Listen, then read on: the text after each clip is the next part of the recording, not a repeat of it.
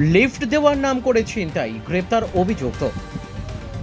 উত্তরবঙ্গ বিশ্ববিদ্যালয়ের এক ছাত্রকে লিফট দেওয়ার নাম করে ছিনতাইয়ের ঘটনা ঘটল। প্রায় 11,000 টাকা ছিনতাই করে চম্পট দেয় ছিনতাইকারীরা। কিন্তু টাকা আত্মসাৎ করার আগেই পুলিশের জালে ধরা পড়ল দুষ্কৃতীরা। পুলিশ সূত্রে জানা গিয়েছে, উত্তরবঙ্গ বিশ্ববিদ্যালয়ের ছাত্রের নাম শুভ্রজ্যোতি ঝা।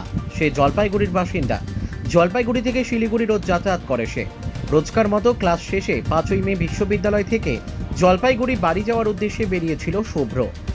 বিশ্ববিদ্যালয় থেকে বাস ধরার জন্য শিলিগুড়ি জংশনে আসে, কিন্তু বাস না মেলায় দীর্ঘক্ষণ দাঁড়িয়ে থাকতে হয় তাকে। অভিযোগ, ওই সময় এক স্কুটি চালক এসে তাকে জিজ্ঞাসাবাদ করে এবং বাস না মেলায় কথা জানালে লিফট দেওয়ার কথা বলে শুভ্রকে। বিপত্তি ঘটল তারপরই।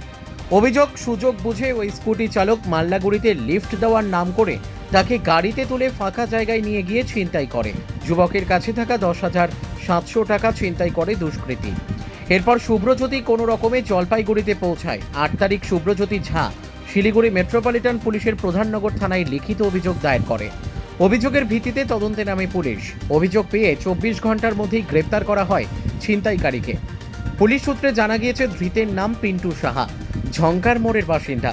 ধৃতকে আদালতে পেশ করে নিজের হেফাজতে নেয় পুলিশ।